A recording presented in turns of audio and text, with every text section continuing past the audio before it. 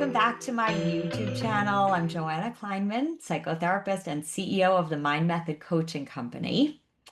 So I want to ask you something today. Have you ever been so focused on chasing your vision that you forgot to check in with yourself and figure out who you're becoming in the process of creating that vision?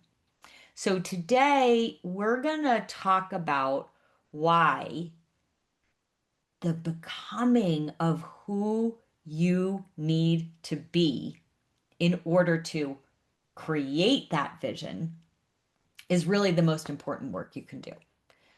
And becoming the match for your vision is really about waking up from your automatic brain programs that your inner critic has been playing on repeat. When you are able to wake up to those inner programs, it changes everything about the way that you create your life, because the truth is you can't actually bring your vision into reality unless you become the person who energetically matches that vision. So if your life right now feels like you are standing in the rubble of what no longer fits, but you can't yet see what's being built, I want you to consider that you are exactly where you need to be. See, this isn't a problem. It's actually preparation. Now, your inner critic thinks it's a problem because that's the part of you that hates the discomfort of not knowing. Again, that is a conditioned pattern in your brain. And that voice is probably pretty loud right now. So that's the voice that fills your head with fear and doubt and might even make you feel a little crazy for believing that your new reality is already on its way to you. And so your only job is to stop gripping the edge of the old boat and let the current take you, to flow with the river of the uncertainty, to let the parts of your inner critic self that aren't a match for your vision, to let that disintegrate, to let that die away. So you must become the person who can live inside your vision without sabotaging it. Now, here's the thing. You might be sitting here saying, I would never sabotage my vision, right? If I got to that next level, I would embrace it. But here's the thing. Your old inner critic self might actually not believe that you're worthy of that level of abundance. And so that level of yourself will push it away. It will force you to shrink from it or even to create some chaos around it in order to have you return to what is familiar, what's known. And that's why the becoming matters so much. Because the more you anchor into your authentic self, the more you can hold the life that you've been asking for. Now, historically, we've all been taught to measure life by milestones, right? The money in the bank, the sales numbers, the relationship status, the number on the scale. But the real definition of success is actually not the arrival of the goal or the vision. The real level of success is the transformation that happens along the journey. So if you've been living from this automatic conditioned self, that's that inner critic self, you might not even realize how much of your identity is tied into fear that you're not good enough for life to radically change. So those old programs were built in childhood. And they were built to avoid painful emotions like shame or unworthiness, right? Now, here's the kicker. Those old programs actually gave you some strengths. That old programming actually gave you some superpowers. So maybe your superpower is being really responsible or being really high achieving or being the smart one or being the one that doesn't disappoint people and being really loving and really caring. Those are wonderful qualities, right? You don't want those parts to die. But what you want to understand is that those parts of you were originally motivated by fear.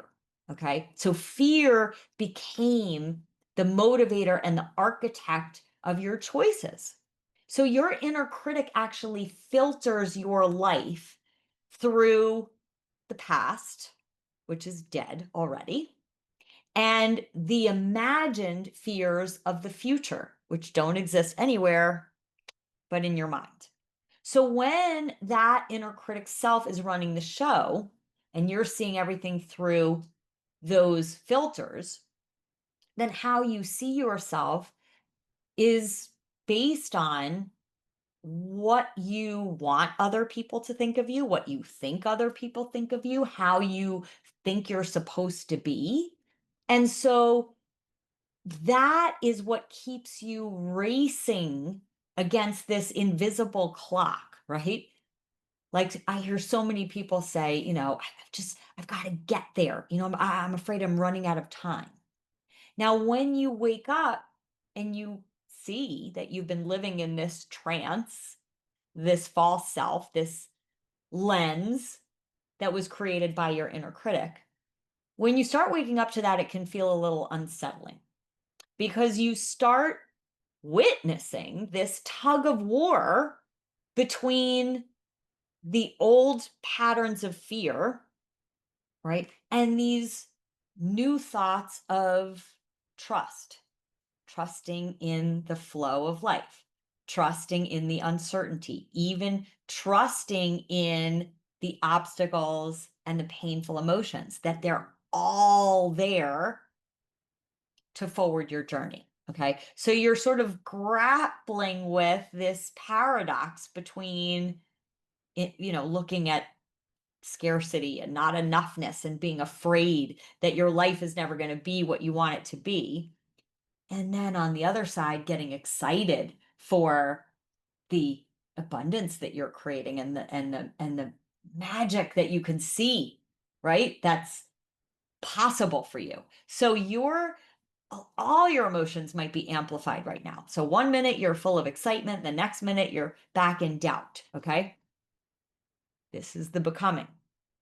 This is what I experience every time I create my next vision. And that could be for my marriage. It could be for my business. It could be for my health. It could be for my self expression. But every time you've got a new vision, you're chipping away at the next layer of your old self so that your authentic self can emerge. And here's the thing, this becoming, there's no arrival point. Okay. I hate to be the bearer of bad news, but the becoming is the work ongoingly. You are always becoming the next level of yourself and the next version of yourself that can hold the capacity for the visions that you're wanting to usher into your life. Okay. So when you do this work, you start to see that this old pattern and programming has really been scanning your life, your whole life, for lack. Instead of noticing the abundance and the miracles that are already around you every single day. So when you wake up to this, now you start to experience gratitude for what already is and for who you've already become. And that replaces that old automatic search for what's wrong, what needs fixing, what needs changing. You start to develop the courage to feel some of these intense emotions that you avoided for your whole life.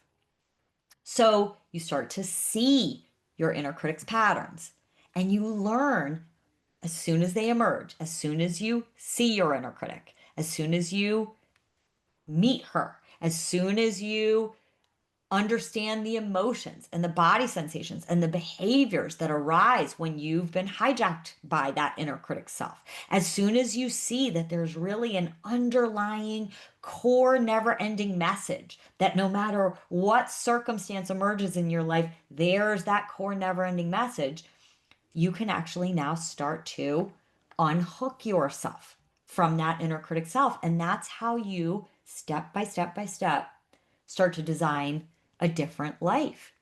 So your emotions actually become the bridge between your inner critic self and your authentic self. You realize that your inner critic has been living in this dead past or the imagined fears of the future, and you start questioning what you thought were absolute truths about life. And this is how you build trust. Trust in the flow, trust in the universe, trust in that all the challenges are actually preparing you for the life that you've been asking for. So it's kind of like turbulence on an airplane, right? It's right, turbulence is not a problem. It's the plane is adjusting to a new altitude, right? So that's what you're doing. You are adjusting to a new altitude that you've never flown at before. So when you stop racing towards some imagined finish line, this is when time can actually slow down. You can finally be present for the whole journey. And you take action from alignment with your authentic self instead of from fear. You take action from clarity instead of urgency. You stop labeling your emotions as good or bad, and you recognize your emotions are just indicators of whether you're in your authentic self or you're stuck in your inner critic. Now, your vision is going to change. It's going to keep evolving. But who you are becoming, that's what lasts, right? So again, paradoxically, when you focus on who you're becoming, that's how the vision takes shape because you're not building it from fear, you're building it from trust and possibility. And this is when life starts to feel more like a partnership with the universe. You start to notice the synchronicities. You start to notice the unexpected doors opening. The right people start showing up. And every challenge becomes a teacher because you are going to face challenges. There's never going to be a time in your life where you're not going to have some challenge. But every challenge becomes an opportunity to keep refining yourself into the person who can actually hold your vision without sabotaging, without shrinking. And as you live this way, what you're actually doing is accessing more of your soul. You're accessing more of your heart. You stop fearing those emotions because you know that's not the truth. That's not who you really are. All of that is just echoes of your inner critic self. And so you can let them pass through you without resistance. You can use them to keep clearly seeing those old inner critic stories and patterns that you've been mistaking for reality. Now, here's what also happens when you start becoming that person that can hold that capacity.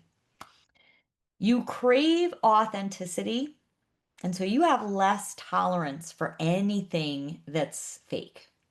And so you start to see that there are circumstances and people and friendships that your old self tolerated, but it's now no longer tolerable for you.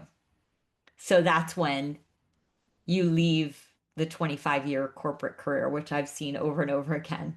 That's when you finally write the book. That's when you finally step into becoming the coach that makes the impact that you want to make, right? So you live from the now. You choose your thoughts and beliefs that are rooted in the now. And you recognize, even though the fear is there, you know that it's really an illusion.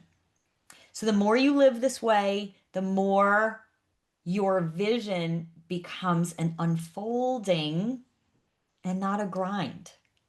So wherever you are right now, keep going.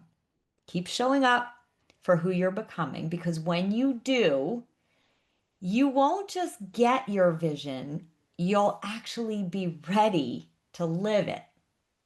So if this stirred something in you, check out my masterclass, Redesign Your Future, the hidden truth about transformation, because it is your powerful first real step to uncovering what's been keeping you stuck. And it shows you exactly how to break free from that inner critic self and to step into your authentic self and really to know the difference between the two. So the link to the masterclass is in the show notes. If you haven't read my book, Dethroning Your Inner Critic, the 4-step journey from self-doubt to self-empowerment, it's sold over 2,000 copies worldwide. I'm really proud of it. It is a go-to nightstand read for many people. And if you have read the book, I'd love to hear from you and how it's impacted your life. You can grab it on Amazon or Audible. And thanks for tuning in today. I'll see you on the next episode.